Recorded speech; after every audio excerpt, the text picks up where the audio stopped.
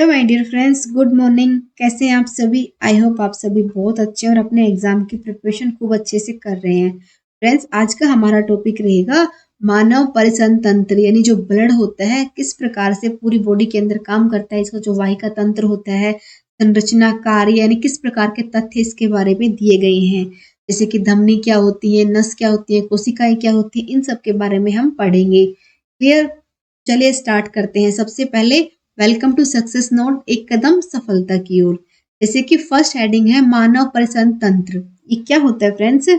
यानी जो कुछ भी हम खाना खाते हैं तो उसके जो पोषक तत्व होते हैं, यानी जो ग्रंथियां होती हैं जो हार्मोन को रिलीज करती हैं, यानी जो हम ऑक्सीजन को लेते हैं, यानी ऑक्सीजन हो गया, पोषक तत्व हो गया, हार्मोन हो गया, इन सबको जहाँ के जिस पार्ट के अंदर जरूरत होती है, इन सबको जो पहुंचाने का काम कौन करता है? ब्लड करता है, क्योंकि ये ब्लड में मिलकर ही काम करते हैं। तो ये जो काम होता है इसको बोला जाता है मानव परिसंध तंत्र। जैसे कि बॉडी के जिस पार्ट में जिस चीज की जरूरत होती है वहां पहुंचाना, और जो चीज बॉडी के लिए जरूरत नहीं होती है उसको बाहर निकालने का जो काम करता है वो कौन करता है? ब्लड ही काम करते हैं। इसमें बात की जाए तो धमनी, नसें, कोशिकाओं का बहुत ही इंपॉर्टेंट रोल होता है। यानी मोस्टली बात की जाए तो काम कौन करता है इसके अंदर? तो काम कौन करेगा? धमनी करती है, नस करती है और कोशिकाएं करती हैं। धमनी की बात की जाए तो क्या होती है फ्रेंड्स? ये होती हैं रक्त वाहिकाएं, जो कि हृदय से मतलब कि ऑक्सीजन युक्त रक्त लेकर सभी अंग और ऊतकों तक पहुंचाती है। यानी जिससे मैंने आपको बताया ना कि धमनी का काम क्या होता है, जो कि जैसे कि हार्ट होता है वो ब्लड को पंप करता है, तो यानी जो धमनी की जो दीवार होती है बहुत मोटी होती है। अब इसमें क्या होता है कि जब मतलब कि हार्ट जब धक्का मारता है तो इसके मतलब दबाव को सहन कर लेती है, और जो इससे जो ब्लड मिलता है ना, मतलब कि ऑक्सीजन युक्त जो ब्लड मिलता है उसको सभी मतलब पार्ट में पहुंचाना, सभी ऊतक में पहुंचाना, कोशिकाओं में पहुंचाने का जो काम होता है, सारे अंगों तक, ग्रंथि तक पहुंचाने का काम कौन करेगा? वो काम करती है धमनी। समझ में आ गई बात? इसके बाद आती है नस। तो नस क्या होती है फ्रेंड्स? नस से आप ये समझ सकते हैं, यानी ये रक्त वाहिकाएं होती हैं जो काम क्या करती हैं? नसों, मतलब कि जो हमारा ब्लड होता है उसको सही दिशा देने का जो काम कौन करता है? वो काम करती है हमारी नसें। यानी हमारी बॉडी में मतलब कि ऑर्डर तो देता है मस्तिष्क, क्योंकि नसों का मतलब कि जैसे मैंने आपको पहले ही बताया था कि पूरे मतलब की बात की जाए पूरे शरीर का, मानव का, तो हमारा जो हेडक्वार्टर कौन होता है? हमारा मस्तिष्क होता है।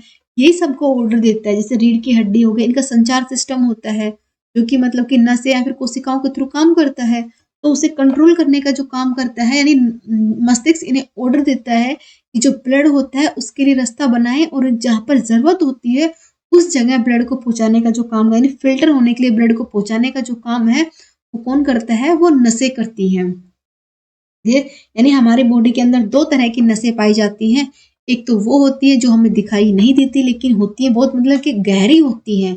एक वो होती है जो मतलब बिल्कुल ऊपरी स्किन के ऊपर नजर आती है। दो तरह की होती है, एक तो सतह के ऊपर होती है और एक बहुत ही गहरी होती है। क्लियर हो गया? क्योंकि हमारी बात की जाए नसों की, तो नसें हमारी 24 घंटे काम करती है, यानी ये कभी रेस्ट नहीं करती हैं। अब आता है कोशिकाएं। तो कोशिकाएं फ्रेंड्स क्या होती हैं? सजीव, मतलब जो जितने भी सजीव होते हैं ना उन सब के अंदर कोशिकाएं काम करती हैं। यह बहुत छोटी इकाई होती हैं और सबका आकार अलग होता है। जैसा कि मैंने आपको पहले बताया था, अगर कोशिकाओं का आकार सेम हो जाएगा तो वो सेम ही काम करेंगी। अगर सेम ही काम करेंगे तो वो ऊतक का निर्माण करेंगी।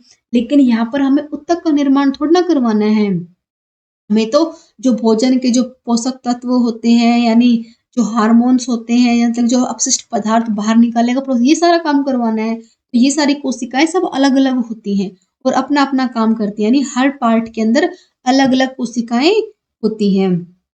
जैसे कि मतलब अंदर बाहर मतलब पकड़ ले जाना, जो पोषक तत्व हमने ग्रहण किए हैं उनको त्वचा तक पहुंचाना, शरीर को संरचना देना, संक्रमण से लड़ने के लिए हेल्प करना, जैसे कि मांसपेशी कोशिकाओं को मजबूत करना, और त्वचा कोशिकाओं के बारे में जानना, तंत्रिका कोशिकाओं के बारे में जानना, ग्रंथि कोशिकाओं के, यानी कोशिका की अलग ही काम होता है। अगर सेम सेम हो गई तो ये ऊतक का काम करेंगे, लेकिन हमें यहाँ पर ऊतक का काम थोड़ा ना करवाना है। जैसे कि मैंने आपको धमनी के बारे में बताया था, तो मानव शरीर की सबसे बड़ी धमनी को क्या बोला जाता है? महाधमनी हो गया। क्लियर? इसके साथ ही कैरोटिड नामक जो धमनी होती है वो सिर और गर्दन के अंदर ब्लड को पहुंचाने का काम करती है। उरु धमनी होती है जो पैरों के अंदर रक्त की पूर्ति करती है।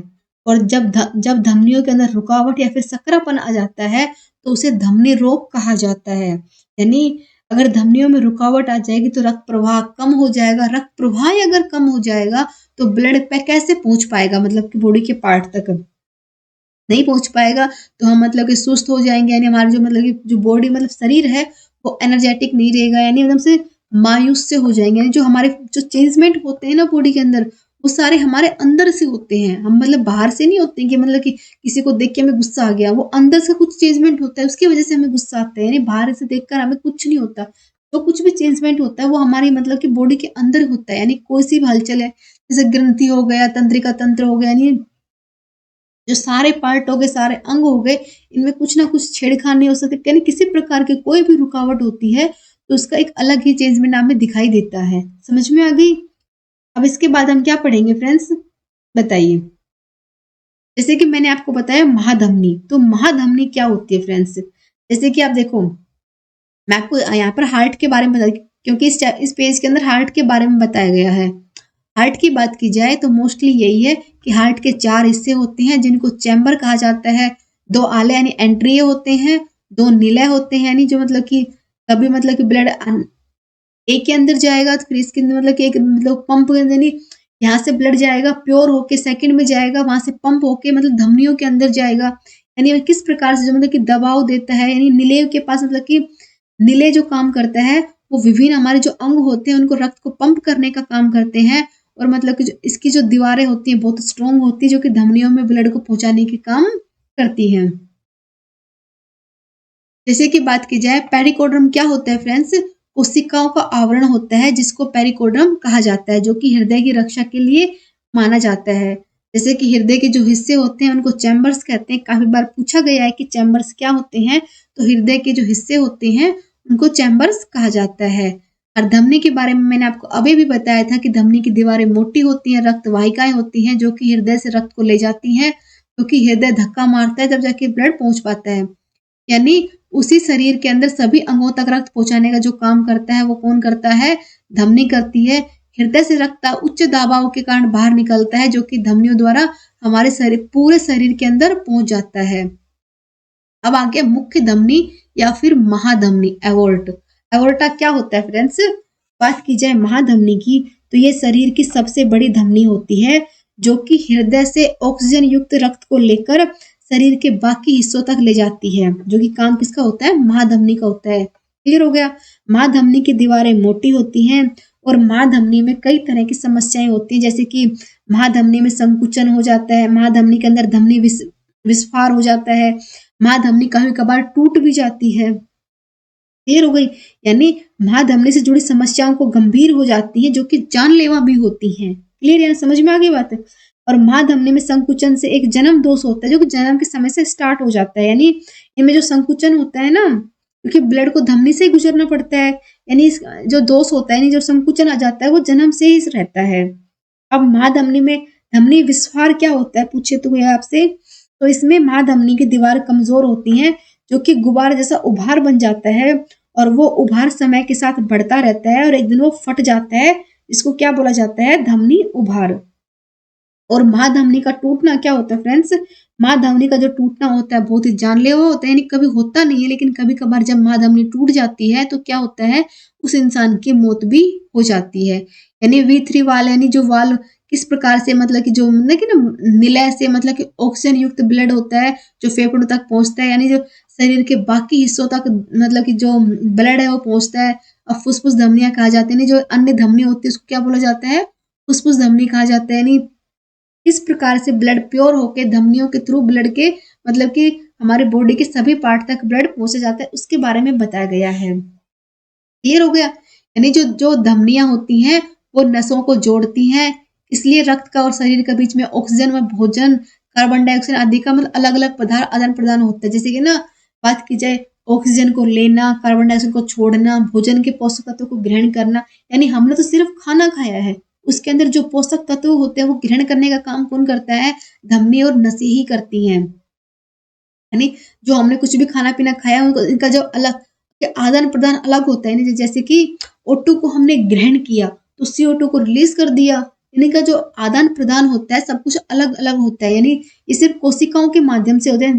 यानी जैसे मैंने आपको बताया था, एक मानव शरीर के अंदर 50 ट्रिलियन कोशिकाएँ होती हैं, सबका अलग-अलग काम होता है। किसी का पोषक तत्व लेना होता है, किसी का बाहर निकालने का होता है, किसी का अंदर लेने का होता है, किसी का प्योर करने का होता है, किसी का मतलब कुछ होता है, यानी पूरी बॉडी के अंदर एक तरह से एक फैक्ट्री काम करती रहती है, यानी कि मतलब कि सभी पार्ट अलग-अलग काम करते रहते हैं। क्लियर हो गया? इसके साथ ही फ्रेंड्स मैं आपको बताती हूँ, जैसा कि मैं आपको पढ़ा रही हूँ ना, इसी प्रकार से इंडियन हिस्ट्री हो गया, India geography, world geography, science के note, static GK, Indian political, इन सब के बेस्ट वे के अंदर नोट्स तैयार किए गए हैं, जो कि एग्जाम के लिए बहुत इंपॉर्टेंट है, चाहे हम किसी भी एग्जाम की प्रिपरेशन क्यों ना कर रहे हो। अब इसमें फ्रेंड्स क्या होगा, जैसे कि स्टैटिक के अंदर, स्टैटिक की बात करें तो इसके अंदर पूरा स्टैटिक का निचोड़ है। जैसे कि आप एग्जाम की प्रिपरेशन कर रहे हैं तो आपको अच्छे से पता है कि स्टैटिक का तो कोई अंत ही नहीं है।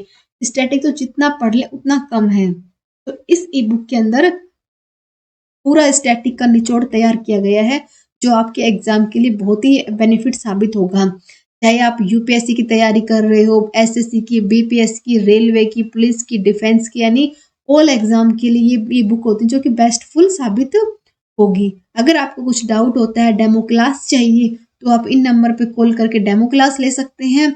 इसी के आपको डिस्क्रिप्शन के अंदर इसका लिंक मिल जाएगा, वहां से आप इनको मतलब कि डायरेक्ट ही डाउनलोड कर सकते हैं। इसमें कोई चेंजमेंट नहीं होगा। अगर कुछ मतलब कि इसके बारे में कुछ बातचीत करनी है, आपको समझ में नहीं आ रहा किस प्रकार से मतलब कि कौन सा लेना सही है, तो आप उसके बारे में भी कॉल करके पता कर सकते हैं। अब आती है नसें। नसें के बारे में मैंने आपको अभी थोड़ी देर पहले ही बताया था कि नसें क्या होती हैं।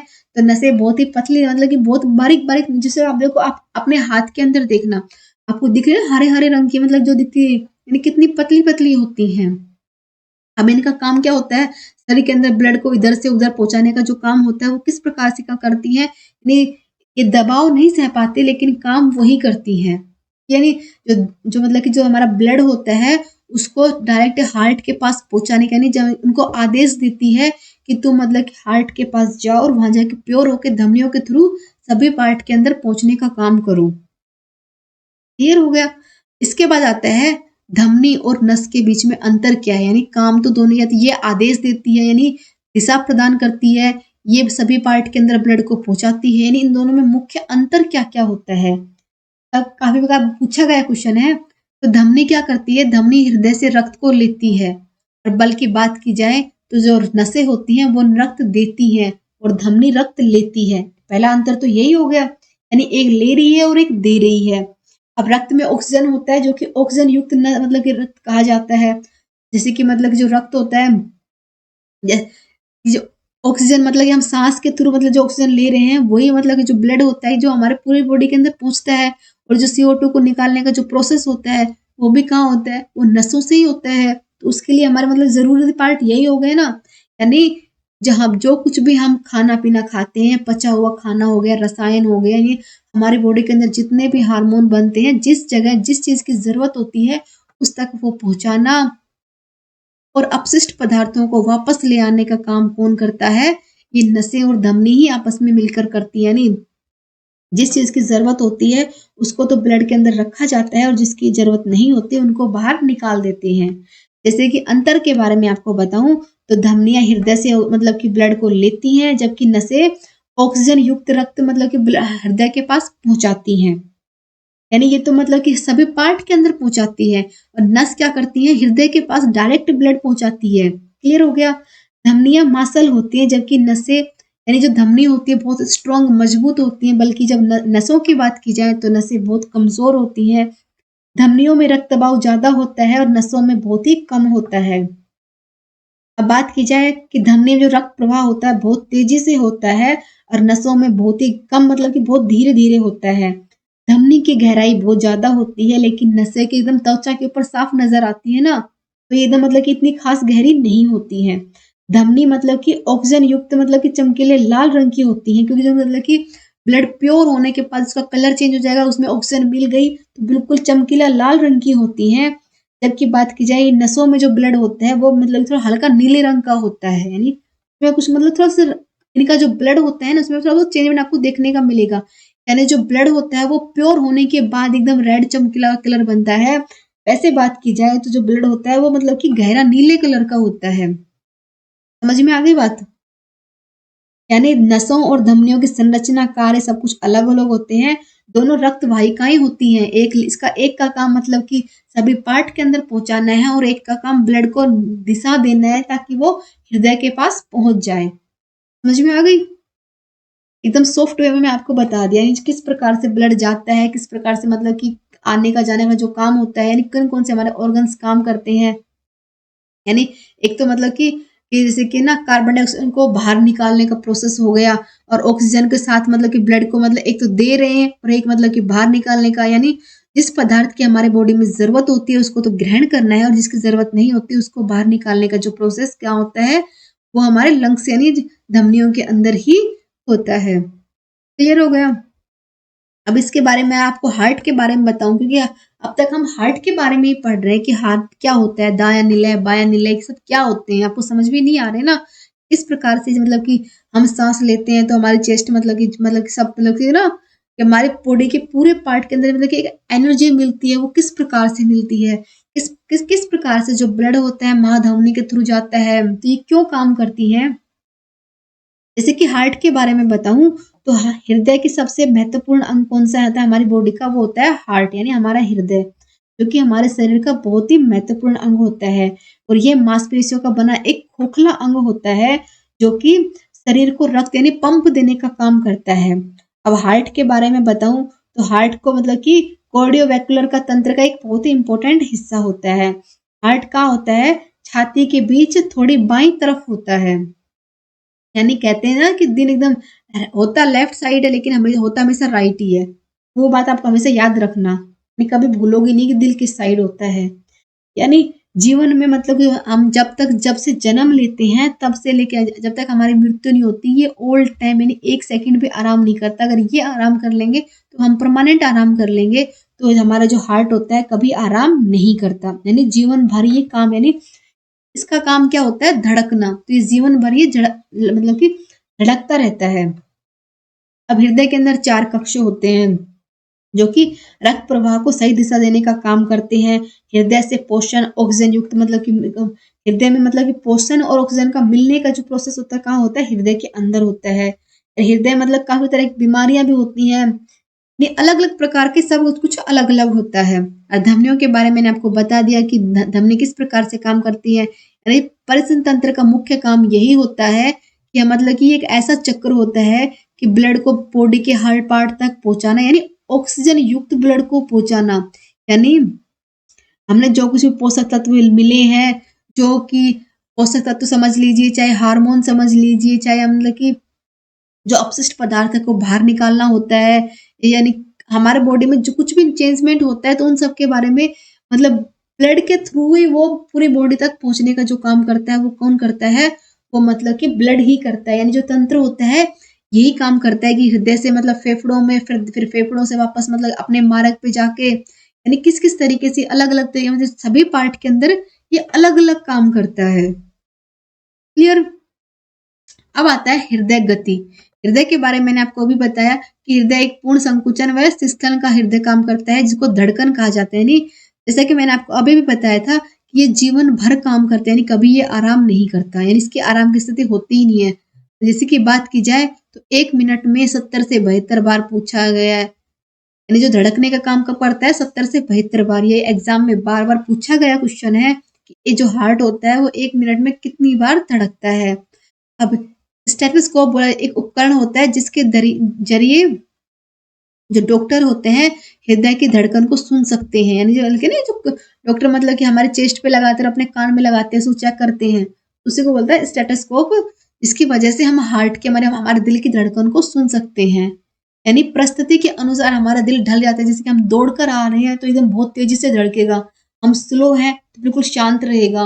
यानी जिस प्रकार से हमारी परिस्थिति होती है उसी प्रकार से जो हमारा ना हार्ट है वो उसमें काम करने लग जाता है। यानी जब ज्यादा ऊर्जा चाहिएगी तो ये ज्यादा ऊर्जा का वाले काम करेगा, और कम चाहिएगी तो वो कम वाले काम करेगा। समझ में आ गई बात? अब इसके बाद आता है रक्तचाप। रक्तचाप क्या होता है फ्रेंड्स? वह दबाव जिस पर हृदय द्वारा शरीर के रक्त पंप किया जाता है, यानी वो दबाव होता है जिसके थ्रू शरीर के ऊपर रक्त पंप किया जाता है, वो रक्तचाप कहलाता है। और अधिकतम दबाव रक्त पलस का संकुचन की मुख्य धमनी के जरिए शरीर से बाहर निकलता है, यानी जब पंप करने करेगा तब तभी तो जाके ही जो ब्लड होता है वो धमनी में मिलता है। तो इस उनका जो प्रेशर होता है उसको क्या बोलते हैं, सिस्टोलिक प्रेशर कहलाता है। और हृदय के स्तन चरण के दौरान धमनियों के थ्रू न्यूनतम दबाव को क्या बोलते हैं, डायस्टोलिक प्रेशर। अब इस प्रेशर की जो मतलब कि कितना माना गया अब तक, तो इसको दो संख्याओं से मिलकर बना हुआ है, जैसे कि 120 या 80। पहले आ जाएगी 120 आ जाएगी और सेकंड आएगी 80, यानी तब से मतलब जो सामान्य रक्तचाप कितना माना गया है, 180/80, 120/80। क्लियर। इसको ही सिग्मोफेरोमीटर कहा जाता है, जिसको मतलब कि जिसकी वजह से हम बीपी को चेक करते हैं कि हमारा मतलब कि किस प्रकार से ये काम किया जाता है, यानी किस प्रकार से जो हमारा पारा ट्यूब होता है मतलब ऊपर होता है, नीचे होता है, हाई होता है, लो होता है, के बारे में जांच की जाती है। देखिए फ्रेंड्स, आज का हमारा टॉपिक यही कंप्लीट हो जाता है। अब हम नेक्स्ट टॉपिक के बारे में नेक्स्ट क्लास में पढ़ेंगे, जो कि नेक्स्ट टॉपिक कौन सा रहेगा हमारा, रोग एवं चिकित्सा। इसके बारे में अब हम नेक्स्ट पढ़ेंगे। अगर इसके बारे में कुछ डाउट होता है तो आप मुझे कमेंट में बता सकते हैं। लाइक शेयर सब्सक्राइब करें। इसके साथ ही अगर आपने ई बुक परचेज नहीं की है तो प्लीज़ ज़रूर करें। Thank you.